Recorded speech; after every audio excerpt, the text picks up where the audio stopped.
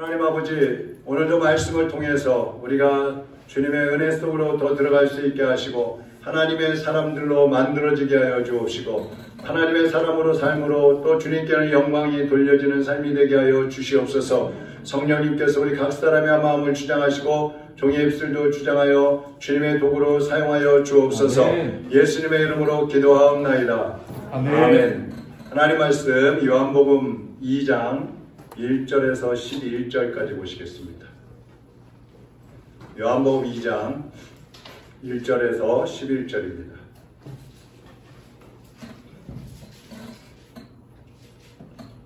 교도하겠습니다. 11절을 같이 읽습니다. 사흘째 되던 날 갈릴리 가나에 혼례가 있어 예수의 어머니도 거기 계시고 예수와 그 제자들도 혼례의 청함을 받았더니 포도주가 떨어진지라 예수의 어머니가 예수에게 이르되 저들에게 포도주가 없다 하니 예수께서 이르시되 여자여 나와 무슨 상관이 있나이까 내 때가 아직 이르지 아니하였나이다. 그의 어머니가 하인들에게 이르되 너희에게 무슨 말씀을 하시든지 그대로 하라 하니라.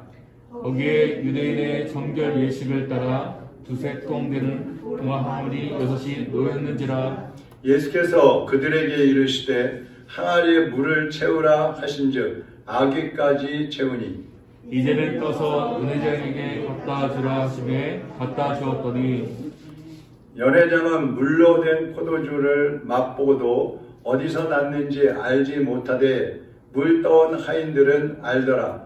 연회장이 신랑을 불러 말하되 사람마다 먼저 좋은 포도주를 내고 시간 후에 낮은 것을 내거늘 그대는 지금까지 좋은 포도주를 두었도다 하니라. 예수께서 이 첫 표적을 갈릴리 가나에서 행하여 그의 영광을 나타내시매 제자들이 그를 믿으리라. 아멘. 아멘. 제가 목소리를 좀 크게 하면은 기침이 나와요. 그래서 살살 지금 하고 있습니다.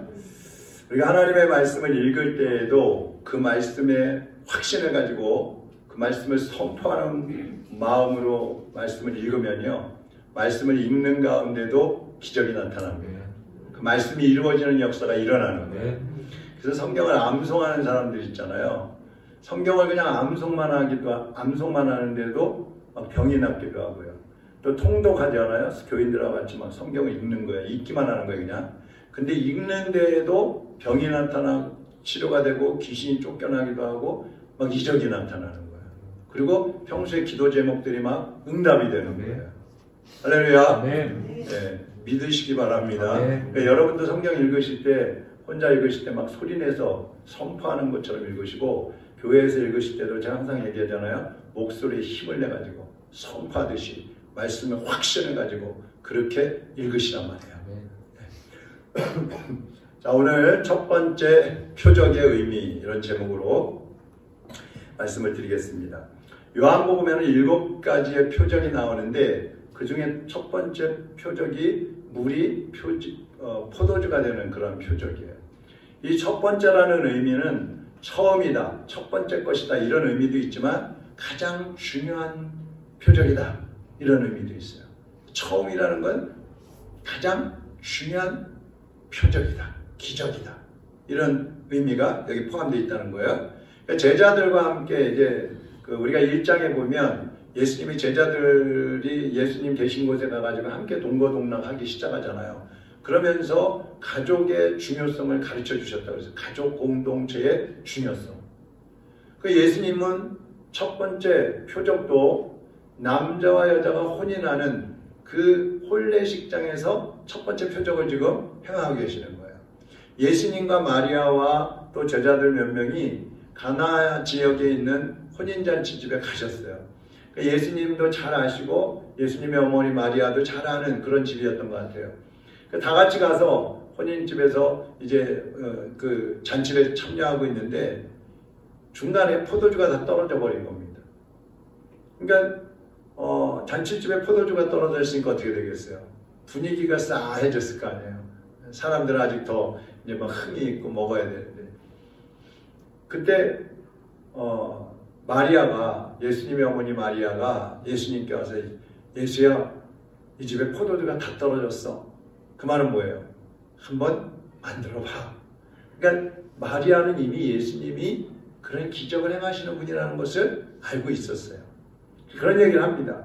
근데 예수님께서 아직 내 때가 되지 않았습니다. 그렇게 말씀을 해요. 그런데도 마리아는 하인들을 불러갖고 너희들 예수님이 말씀하시면 그대로 무조건 해라. 그렇게 얘기를 해놓습니다. 근데 그때 예수님이 하인들을 불러가지고 여기 돌 항아리에다가 물을 가득 채워라. 그 가득 채워요. 그거 갖다가 잔치하는 사람들에게 갖다 주어라. 갖다 줍니다. 근데 놀랍게도 물을 채웠는데 거기에서 막 포도주가 나오는 거예요. 그것도 맛 좋은 포도주가 나오는 거예요. 그래갖고 연회장에 모였던 사람들이 깜짝 놀래가지고 잔치하는 주인을 칭찬하고 그러는 모습이 오늘 본문의 모습이거든요. 구약 성경에서 이 결혼식은 중요한 의미가 있는데 하나님과 인간의 관계가 회복한다. 이 결혼이라는 건 사실은 남남이 하는 거잖아요. 모르는 남자와 여자가 살다가 만나가지고 연애해서 결혼하는 거잖아요. 근데 결혼이라는 건 참 특이한 게 모르는 남남끼리 하는데도 결혼을 하고 나면 한 몸이라는 거예요. 한 가족이 되는 거예요. 그러니까 죄로 인해서 타락한 인간들이 하나님과의 관계가 끊어져 있었지만 이 하나님과의 혼인 예식 같은 이 언약을 통해서 하나님과 하나가 된다는 거예요. 그것을 상징하는 겁니다. 그래서 이사야 62장 4절 5절에 보면요. 같이 한번 읽어볼까요? 다시는 너희를 버림받은 자라 부르지 아니하며 다시는 내 땅을 황무지라 부르지 아니하고 오직 너를 헵시바라 하며 내 땅을 뷸라라 하리니 이는 여호와께서 너를 기뻐하실 것이며 내 땅은 결혼한 것처럼 될 것이니라. 마치 청년이 처녀와 결혼한 같이 내 아들들이 너를 취하겠고 신랑이 신부를 기뻐함 같이 내 하나님이 너를 기뻐하시리라. 아멘. 신랑이 신부를 기뻐하듯이 얼마나 결혼할 때 신부가 이뻐요. 그러니까 신랑은 최고의 날이에요. 가장 사랑스럽고 예쁜 아내를 맞이하는 날이잖아요. 그것처럼 하나님은 우리를 보면서 그렇게 기쁘게 맞이해 주신다는 거예요. 이거를 하나님 가르쳐 주시려고 혼인잔치집에서 첫 번째 표적을 행하시는 거예요. 만물을 창조하신 하나님은 남자와 여자의 그 결혼을 통해서 최초의 가정을 이루셨잖아요. 아담과 하와를 창조하시고 그들의 결합을 통해서 하나님과 인간의 관계를 보여주시려고 하나님은 하신 거예요. 이 부부가 한 몸인 것처럼 인간은 하나님과 절대로 떨어지면 안 되는 관계예요. 하나님으로부터 인간이 떨어져 나간다면 그것은 죽음을 의미하는 거죠. 그냥 어려운 생활로 떨어지는 게 아니라 죽음을 의미하는 거예요. 근데 신약에도 보면요. 요한복음 1장에서 태초에 말씀이 계시니라. 그 말씀이 누구였죠? 예수님이셨죠. 그 예수님이 육신을 입고 이 땅에 오셨어요. 왜 오셨어요? 하나님과의 관계가 끊어져 버린 우리 인간들과 다시 관계를 맺기 위해서 예수님이 오신 거예요. 그것뿐만 아닙니다. 재림하시는 예수님은 어떤 예수님이라 그래요, 우리가? 신랑 대신 예수께서 다시 오시면 신랑으로 오신 거예요, 신랑으로. 그러니까 처음부터 끝까지 하나님은 우리와 신랑 신부의 관계에 그렇게 밀접한 한 몸의 관계를 계속 강조하고 계시는 겁니다. 이렇게 볼 때 예수님의 사역을 혼인잔치집에서 처음 시작하셨다는 것은 대단히 중요한 의미를 가지고 있다는 거죠. 이 요한복음에서 강조하는 가장 큰 주제는 예수는 누구신가? 그런 걸 질문이라고 그랬잖아요. 그러면 요한복음에서 대답은 한 가지예요. 예수님은 뭐다? 누구시다? 하나님이시다. 1장에서 계속 얘기했는데 예수님 누구시라고요? 하나님이시다. 이걸 계속 강조하고 있고 제자들도 이것을 계속 증거하고 있는 거예요.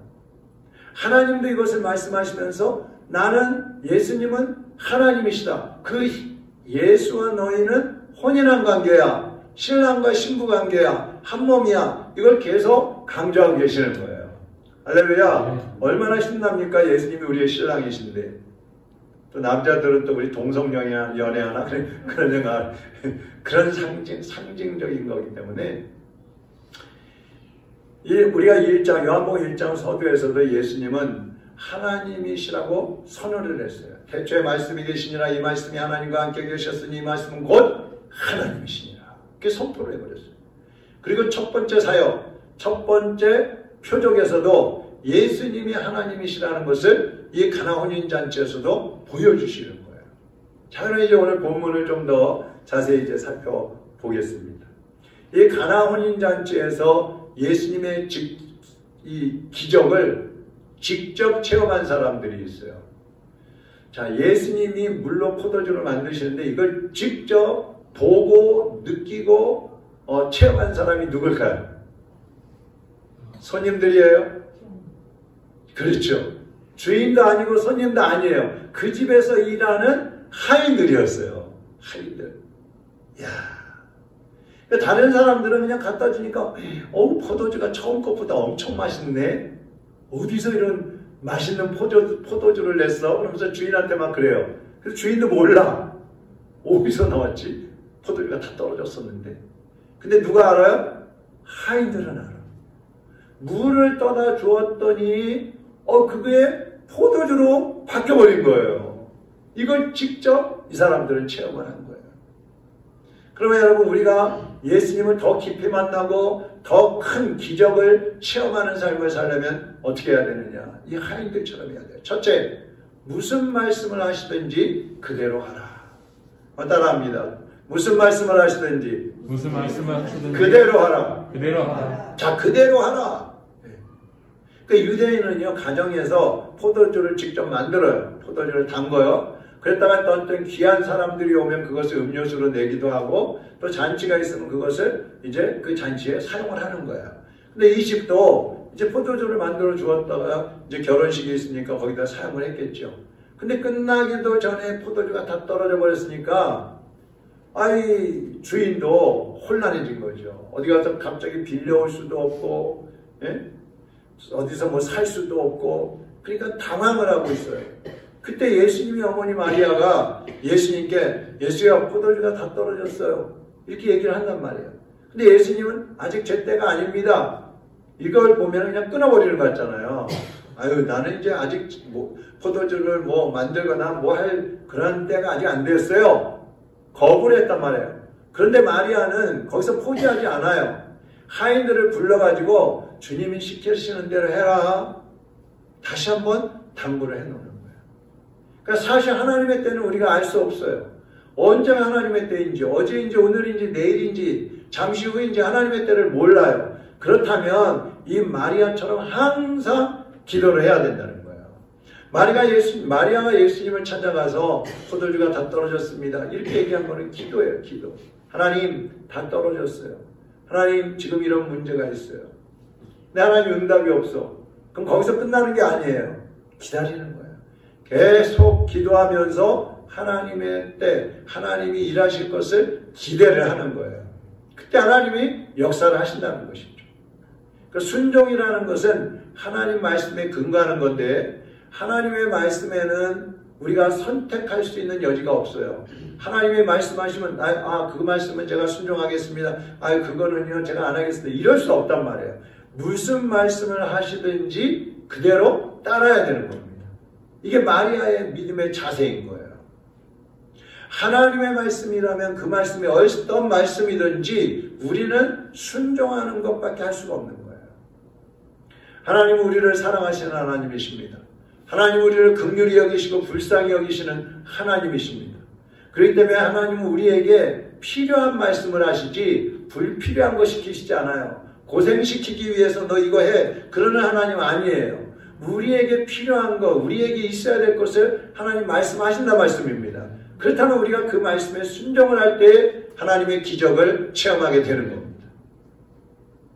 하나님은 하신 말씀, 하나님이 하신 말씀에 대해서 책임을 지시는 분이에요. 그렇기 때문에 우리는 그 말씀에 그냥 순종만 하면 되는 것이지, 이게 이루어질까 안 이루어질까. 안 이루어져도 하나님 책임이고 이루어지면 하나님의 은혜인 거예요. 안 이루어져, 하나님 말씀하셨는데 안 이루어졌다? 그럼 하나님 책임이지 뭐 우리가 뭐 잘못한 거 없잖아. 우리는 순종을 하는 거예요. 순종하면서 기다릴 때 하나님이 역사해 주시는 것입니다. 두 번째로 어떻게 순종할 것인가? 순종의 자세예요. 예수님이 어떤 말씀을 하시든지 그대로 하라. 이 말을 들은 하인들이요, 이제 예수님 말씀하실 거 기다리고 있는 거야. 무슨 말씀하실까? 어떻게 말씀하실까? 기다리고 있는데 첫 번째 말씀, 항아리에 물을 채워라. 거기 항아리 6개가 있다 그랬어요. 6개 맞죠? 6개가 있다 그랬어요. 근데 거기다 물을 채우려는 거예요. 이 돌 항아리 6개에다가 물을 채우라는 말씀인데, 예수님은 그 항아리에 물을 채우라고 했고 하인들은 어떻게 했어요? 아니 왜 물을 채우라고 하시지? 영문을 알 수가 없는 거예요. 지금 포도주가 필요하잖아요. 근데 물을 채우라 그러는 거야. 영문은 몰라요. 그런데도 말씀대로 물을 채우는 거예요. 하나님의 말씀은 사람에게 이해가 되지 않을 때가 많이 있어요. 어떻게 이해를 다 하겠어요? 하나님의 생각과 인간의 생각은 너무 큰 차이가 있는 거예요. 사람의 지혜를 가지고 하나님의 지혜를 다 이해할 수 없어요. 없어요. 눈꽃만치도 손톱만치도 이해할 수 없는 거예요. 그러니까 이해가 안 되지요. 우리 눈앞에 보이는 것은 우리가 잘 알아요. 근데 그 다음에 무슨 일이 일어날지는 몰라요. 근데 하나님은 어떻습니까? 과거와 현재와 미래의 일까지 다 한눈에 보고 계시는 분이 하나님이시란 말씀이에요. 그것을 과거에도 이루셨고 현재에도 이루고 계시고 앞으로도 이루어 주실 분이 하나님이시라 이 말이에요. 그래서 우리는 하나님이 말씀하시면 그 뜻, 그 의미는 잘 몰라도 정말 저게 될까 안 될까 막 의심이 들고 막 그럴지라도 그 하나님의 말씀을 의지해서 순종을 하는 겁니다. 항아리에 물을 채워라. 네, 알겠습니다. 물을 채우는 거예요. 두 번째, 하인들은 물을 아구까지 채우고 연회장에 갖다 주었다 그랬어요. 물을 어디까지 채웠어요? 아기까지. 아기는 우리가 흔히 말하는 아구 꼭대기까지 가득 채웠다 이 말이에요. 이 말은 뭐냐 하면 온전한 순종을 말하는 거예요. 온전한 순종. 많은 사람들이 처음에는 순종하는 듯 하다가 중도에 포기를 해버려요. 중간에 힘들거나 마음에 안 들거나 자기의 어떤 이익이 없거나 자기가 생각하고 다르면 그만해버리는 거예요. 이 하인들도 물을 잔치상에다 이제 갖다 줘라 그랬단 말이야, 예수님이. 근데 그 예수님의 말씀이 이해가 되지 않는 거예요. 지금 포도주가 필요한데 왜 물을 갖다 주라고 하시지? 이거 잘못 갖다 줬다가 물을 가져왔다 그러면은 욕을 먹고 주인한테 벌을 받고 뻔하잖아요. 근데 하인들은 어떻게 해요? 가져가는 거예요. 어쩌면 가면서 항아리가 6개니까 물이 한 2-3통 막 이렇게 들어가는 거라고 그러니까 둘이 들고 갔을지도 몰라요. 하나를 둘씩. 그러면 가면서 자기들끼리 얘기했겠죠. 야, 이거 왜 물 갖다 줬다 이거 요거도 먹으면 어떡하지? 주인한테 나중에 잔치 다 끝나고 나서 우리 벌 받으면 어떡하지? 이러면서 갔을지도 몰라요. 그러나 또 한편으로는 예수님이 말씀하신 거니까 뭐 물을 갖다 주라 그러면 갖다 주면 무슨 일이 나겠지. 그러면서 또 갔을지도 몰라요. 자, 예수님 말씀하시니까 우리 순종하자. 우리가 뭘 알겠어? 그러면서 갔을지 몰라요. 하인들은 순종을 했습니다. 여러분, 순종이라는 것은 모자라는 순종을 하면 안 돼요. 부족한 순종을 하면 안 돼요. 아구까지 채우지 못하는 그런 순종을 하면 안 돼요. 순종은 온전한 순종을 해야 됩니다. 왜 그러냐? 끝까지 순종하는 것이 참된 순종인데 우리가 순종의 열매가 있어요. 이 하인들이 물을 떠다 주었는데 그 열매가 뭐예요? 포도주잖아요. 포도주. 근데 순종의 열매는 언제 나타나느냐? 제일 끝에 가서 나타나는 거예요. 제일 끝에 가서. 물이 항아리 안에 있을 때에는요, 그냥 물이에요. 잔치상 앞에까지 가져갔을 때에도 그냥 물이에요. 그것을 컵에다 따를 때 포도주가 되는 거예요.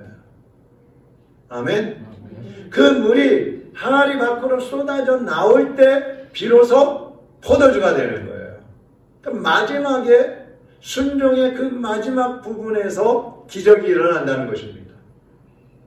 여러분 사복음서를 읽어보세요. 마태, 마가, 누가, 요한복음을 읽어보세요. 병든 자 나왔어요.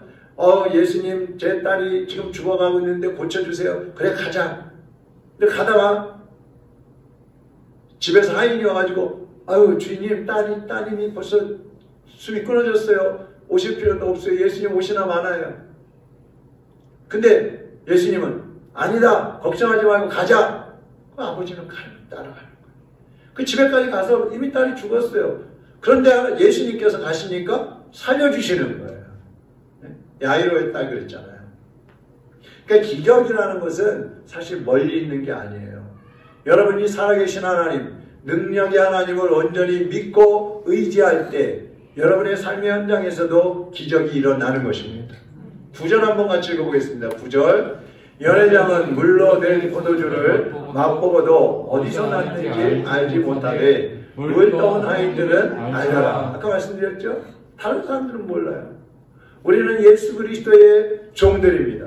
여러분이 하인들처럼 낮은 자세로 무슨 말씀이시든지 예수님 말씀하시면 그대로 따르는 그런 자세를 갖게 된다면 여러분도 하인들처럼 다른 사람들은 모르지만 여러분만 아는, 여러분만 체험하는 그런 하나님의 기적을 여러분의 삶의 현장에서 체험할 수 있다는 거예요.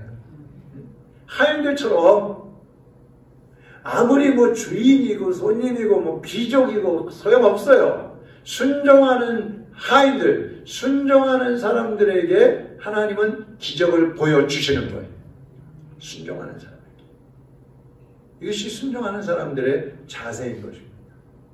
그 다음에 크게 세 번째로 포도주로 변화된 물이에요. 자, 오늘 본문 말씀에서 중요한 단어가 두 가지가 있다 그러면 한번 따라해 보겠습니다. 순종, 변화. 순종과 변화예요. 포도주가 떨어진 그 잔치집에서 필요한 것은 물이겠어요? 포도주겠어요? 포도주죠. 말 하나만 하죠. 자, 오늘날 이 세상에서 타락하고 죄 가운데 사는 인간이 필요하겠어요? 참된 그리스도인이 필요하겠어요? 참된 그리스도인이 이 세상에 필요한 거예요. 그렇다면 우리 그리스도인들에게 필요한 것은 또 뭘까요? 우리가 참된 그리스도인이라면 우리에게 필요한 게 뭐겠어요? 바로 변화라는 겁니다. 변화. 고린도후서 5장 17절. 그런즉 누구든지 그리스도 안에 있으면 새로운 피조물이라. 새로운 피조물이라. 이전 것은 지나갔으니 보라 새 것이 되었도다. 새로운 피조물이 뭐예요?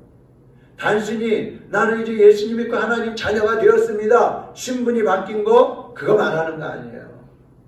신분이 바뀌었으면 그 신분에 합당하게 생각도 바뀌고 말도 바뀌고 행동도 바뀌어야 되는 거예요.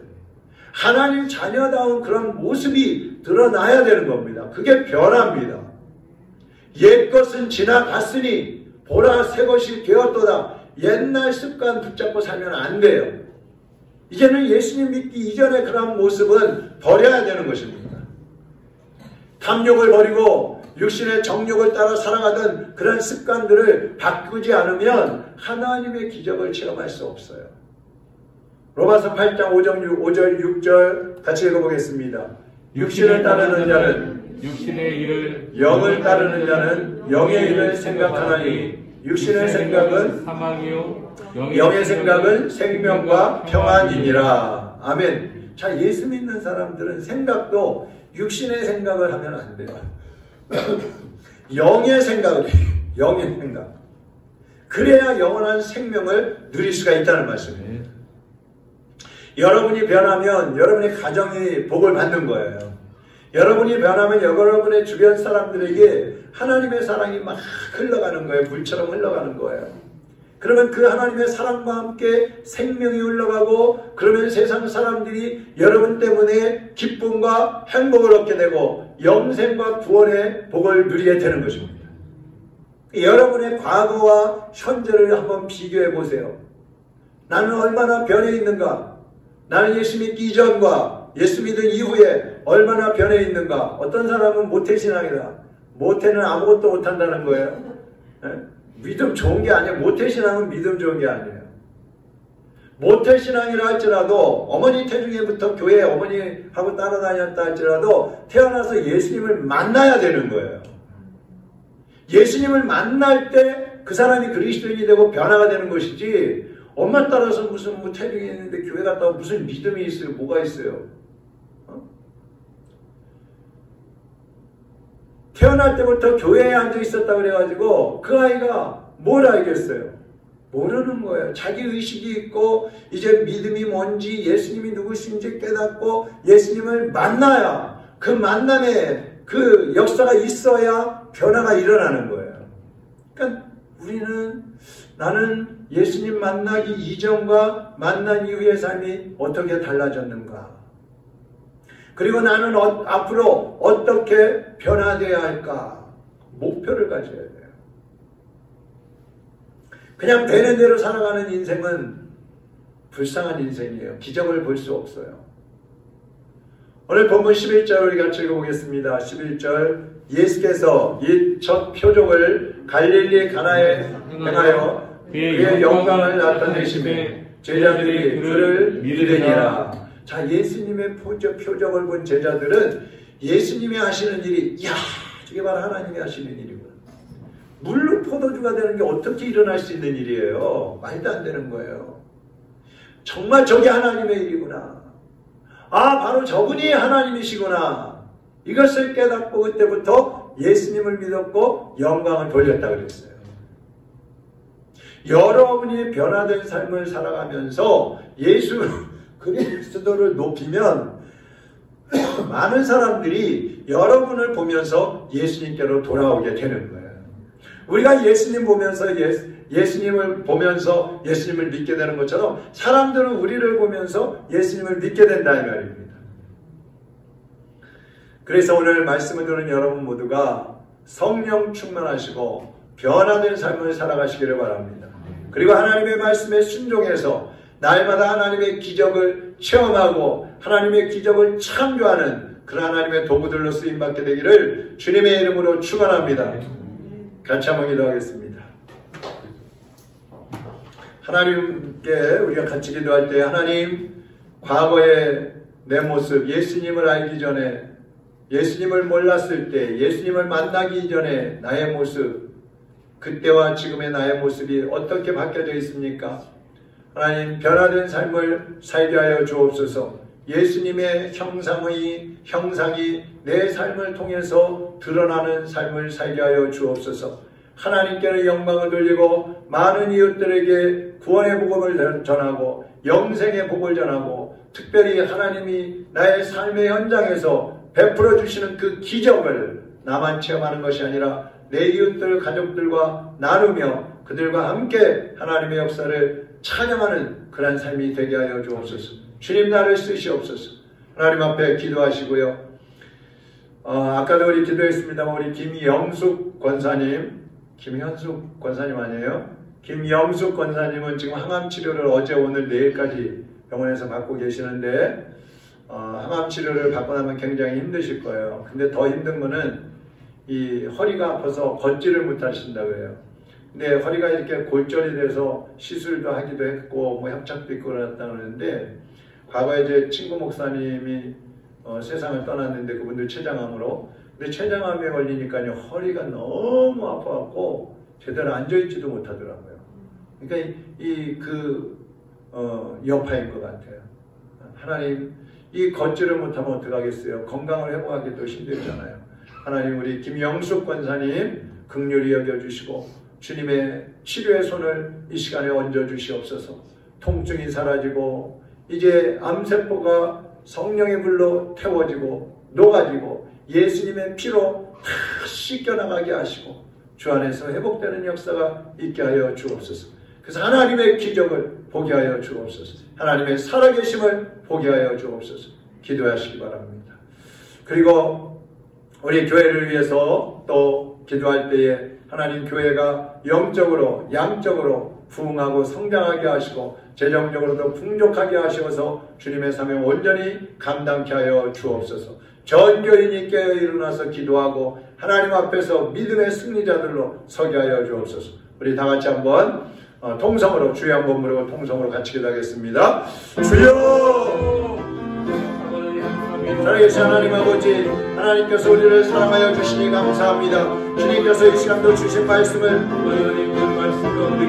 아버지 주님 이 시간 아버지 주님 우리 마음판에 새기게 하여 주시옵시고 하나님이 주신 말씀대로 이제 우리가 과거에 예수님을 알지 못했던 시대에 그 선한 모습들 그 습관들을 끊어버리게 하여 주시고 정욕과 감격을 버리고 하나님의 사람들로 변화된 삶을 살아갈 수 있게 하여 주시옵니다. 우리의 부모님으로 변화되어 주시고 이제 우리가 그리스도인들로 변화되어서 신분과 삶의 모습까지 완전히 바뀌어서 하나님의 모습을 드러내게 하여 주옵시고 성령의 충만하게 하시고 아버지 하나님이여 표정을 보이며 기적을 나타내는 하나님의 사람을 이끌어갈 수 있도록 아버지를 사용하여 주시기를 바랍니다.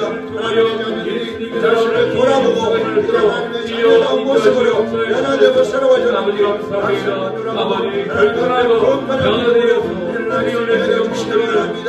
아버지 하나님께서 이제 우리의 삶의 연장 속에서 베풀어 주시는 기적을 체험하게 하여 주옵시고 하나님 나누게 하여 주옵시고 증거하게 하여 주시옵소서. 하나님께서 역사하심을 눈으로 체험하며 자라게 하여 주셔서 질병을 이기고 평안을 쫓아내고 하나님을 이기고 승리하며 하나님 나라를 될 수 있도록 주여놓으시고 하여 주시기를 바랍니다. 하나님 우리 김영석 권사님 위하여 기도하오니 하나님께서 은결히 여겨주셔서 이제는 치료를 받는 것이겠습니다. 아버지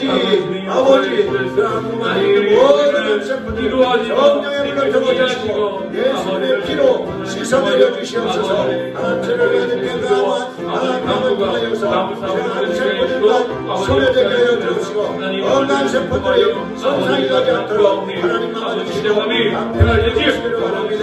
아버지 하나님 기적을 보여주옵소서.